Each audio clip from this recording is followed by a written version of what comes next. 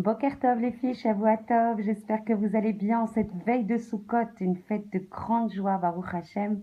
Pour celles qui ne les ont pas encore écoutées, il y a 2 audios disponibles sur Sukkot. N'hésitez pas à les trouver sur YouTube ou vous les avez reçus également par WhatsApp. Je vous demande, Mamash, si vous voulez m'aider, de vous abonner sur YouTube parce que j'ai de plus en plus de difficultés. La liste des destinataires étant plus grande encore, chaque jour, Baruch Hashem, grâce à vous. Alors, mon téléphone est en train de rendre l'âme.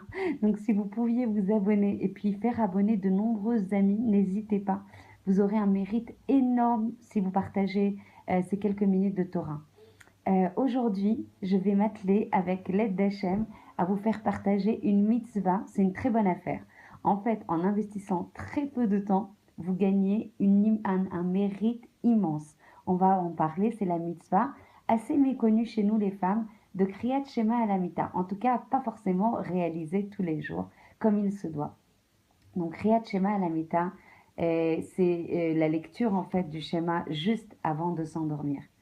Grâce à ce que je fais au cours Baruch Hashem qu'on est en train d'organiser, que ce soit ces audios ou d'autres initiatives, je rencontre beaucoup de familles. Il n'y a pas une famille qui n'est pas en souffrance aujourd'hui. Nachon, que ce soit dans le domaine du chinour, de la parnassa, du shalom bait, même au niveau spirituel.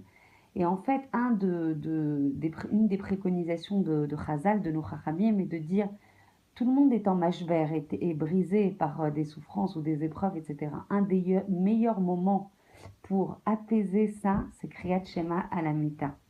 Donc c'est des moments où on se remet à Hachem, on se connecte à Hachem et on lui donne toute la chavila. Tiens Hachem, tout ça c'est pour toi. Donc on va expliquer à quel point cette prière a une immense valeur, souvent méconnue, mais qu'on doit investir, mamash, avec beaucoup de sérieux. Nachon que notre monde est construit sur un cycle de 24 heures.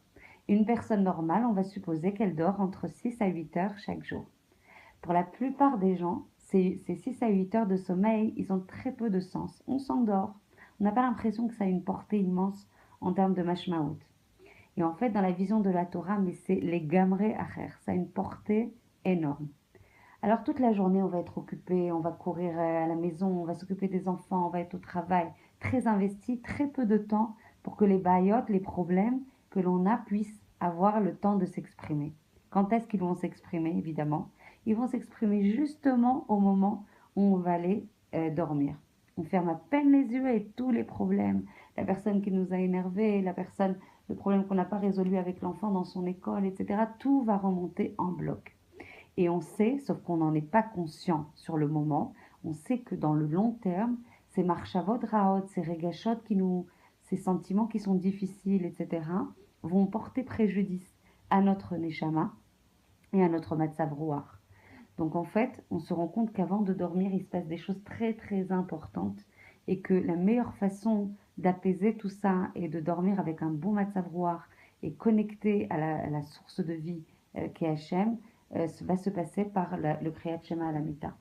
De la même façon qu'on a un grand cycle annuel, Nachon, qu'on vient de vivre avec Rosh Hashanah, où on est complètement renouvelé, avec Yom Kippour, où on a le mérite, Baruch Hashem, d'être purifié complètement de nos fautes, si on a bien suivi évidemment tous les processus. De la même façon il y a ce cycle annuel, il y a ce cycle quotidien, Yomi, qui va nous permettre en fait d'être purifiés de nos avérotes et d'être complètement renouvelés.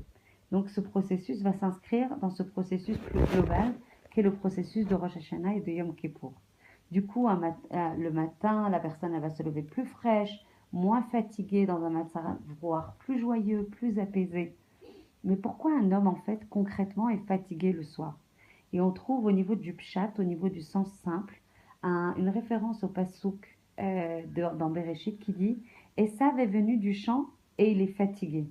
L'explication, il a été fatigué par toutes les avérotes qu'il avait réalisées dans sa journée. Donc dans une journée, on va être malheureusement peut-être porté à dire du lachon hara, on va peut-être être porté à prier sans rikouz, sans concentration, on va peut-être s'énerver dans certaines situations. Et du coup, c'est l'ensemble de ces avérotes consolidées toute la journée à cause de ça, on va être fatigué le soir. Donc de la même manière que Yom Kippour, Hachem nous purifie, qu'est-ce qui se passe chaque nuit quand on s'endort? la Neshama, elle va monter jusqu'au Keseh Akavod. Et si on le mérite, si on a fait tout ce qu'on va lister tout à l'heure, Hachem va la nettoyer et va la purifier de toutes les avérotes. Du coup, la personne, elle va se lever, mamash, est complètement renouvelée et complètement purifiée. Donc en fait, la Neshama, elle rend visite à Hachem toutes les soirs et elle passe par un processus avec un grand recette que nous fait Hachem, elle va passer un processus de purification. C'est pas parce qu'il n'a rien fait pendant son sommeil qu'il va se lever frais, qu'elle va se lever fraîche la personne. Elle va se lever fraîche parce que justement elle a été purifiée. Donc ce processus, mais immense, il est précieux, il est hyper important pour développer une spiritualité encore plus forte. Combien j'ai de personnes qui viennent me voir, ou m'appellent, ou m'écrivent en me disant mais cette proximité, ce réchec, cette envie, ce moteur pour faire des mitzvot, etc. Mais moi je ne le ressens pas. Est-ce que je serais imperméable en fait à Hachem? Je ne ressens pas cette spiritualité dont tu parles. Comment c'est possible? Ça, c'est un moyen. La lecture du schéma à la Mita est un moyen justement de ressentir, parce que du coup, on est purifié de toutes les avérotes qui font des clipotes, qui font écran pour ressentir justement tous les domaines de la spiritualité et évidemment, principalement Hachem. Donc c'est un gros investissement, enfin c'est un investissement minimal, c'est 5 à 10 minutes Sarakol qu'on doit investir avant de s'endormir, c'est vrai, au moment où on est complètement épuisé. Mais c'est justement ça, une mitzvah, elle a un sahara immense quand justement ça nous coûte, sinon ça serait trop confortable, trop facile. C'est ça la avodat Hachem. Avodat, c'est un travail. Donc il faut faire quelque chose de notre côté pour mériter cette purification et ce renouvellement.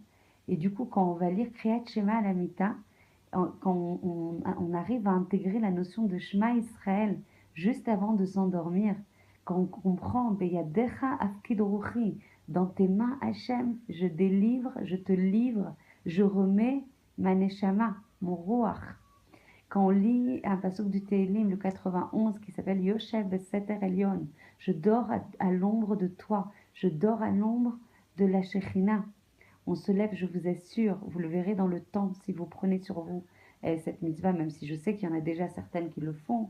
Pour les autres, mamash, pensez que c'est quelque chose de anaki, d'immense, un impact infini.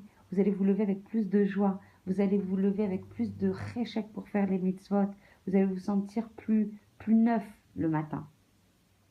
Le problème, c'est que de nombreuses fois, on ne fait pas Kriyat Shema, on est complètement brisé, énervé, fatigué, avec des pensées mamash difficiles juste avant de s'endormir et qui vont nous accompagner tout au long de la nuit. Ce à quoi on pense juste avant de s'endormir, ce qu'on lit ou ce qu'on écoute, par exemple dans les WhatsApp, dans les Facebook, juste avant de s'endormir, il faut savoir que ça nous accompagne tout au long de la nuit. Ça ne nous lâche pas une seconde. Alors que si, à contrario, un homme oublie un instant tous ses problèmes et il se met complètement dans les mains d'Hachem, Betzel Shaddai et Tlonan, et je suis Marseille Omtsudati, je me remets complètement sous ta forteresse, sous ta protection. Je vous assure que le sommeil n'aura pas du tout la même portée. Pour finir, je rapporterai des Mahamarim, comme on dit, des paroles de Chazal, excusez-moi pour mon français qui me lâche, qui disent que celui qui ne fait pas Kriyat Shema à la Mita, il est considéré pendant le temps où il dort avoir un statut de goy. C'est quoi un statut de goy? C'est rapporté noir sur blanc dans la Gemara Brachot. Ça veut dire quoi un statut de goy? On reste juif indéfiniment, on risque pas de devenir goyim. En fait, on sort pendant les 6 à 8 heures, on a un statut de goy, on sort du domaine de la Kedusha pendant 6 à 8 heures. Et c'est vraiment expliqué en long, en large, sans exagération aucune. Il y a une sortie évidente et claire de la Kedusha pendant ces 6 à 8 heures. Vous imaginez 6 à 8 heures, c'est soit un tiers, soit un quart de nos vies. Donc c'est une partie extrêmement consistante de notre vie où on peut passer à côté de notre statut de juif et on peut dormir comme un goy. Alors qu'à contrario, celui qui investit ces 5 à 10 minutes, cet investissement minimum, va gagner un quart de sa vie comme un juif kadosh. Donc c'est énorme. la portée de cette mitzvah est immense, grandiose, si jamais je ne l'avais pas dit assez pendant cet audio. Donc en fait, moi qui viens du monde du business, ça ressemble à un investissement, une bonne affaire. Donc en fait, on investit un minimum et on gagne un mérite, un grand mérite maximum. Donc quand on dort et qu'on se remet collé à Hachem, on dort dans les bras d'un Hachem. Vous verrez dans le temps une grande différence dans votre joie, dans votre matzav rouar, dans le fait d'avoir plus de moteur pour faire les mitzvot, etc. Donc, essayez de ne pas lire des choses autres que le Kriyat Shema. Dès que vous lisez le Kriyat Shema, essayez de vous endormir, vous verrez la portée d'être collé à Hachem, de dire Shema Israël. Alors la Neshama, elle se connecte à Hachem qui est une source de simcha, qui est une source de santé, qui est une source de toutes bonnes choses, puisqu'Hachem n'est que Tov, t'as Tov ou un Métiv, Be'ezrat Hachem. Je vous souhaite une très très belle fête de Sukkot. J'espère que vous allez écouter les audios qui sont dédiés sur YouTube, que vous allez vous abonner parce que Mamash, aidez-moi. Connectez-vous, abonnez-vous. J'ai du mal à vous envoyer. De plus en plus, je suis obligée de scinder les listes pour vous l'envoyer. Donc comme ça, vous verrez tout de suite un nouvel audio déposé sur YouTube. Vous aurez la possibilité de l'écouter dès qu'il est mis en ligne. Be'ezrat Hashem. Et surtout, partagez. C'est comme ça qu'on démultipliera le mérite de la Torah et qu'on réjouira encore plus Hachem et qu'on le rendra encore plus fier de nous. Je vous embrasse très fort. Si j'ai quelques minutes, Mamash, je vous offrirai un petit bonus juste avant les fêtes de façon à régaler la table de Sukkot d'une petite histoire. Mamash sans prétention, mais qui des fois ont beaucoup de sens. Je vous embrasse très fort. Merci de votre confiance. À très bientôt.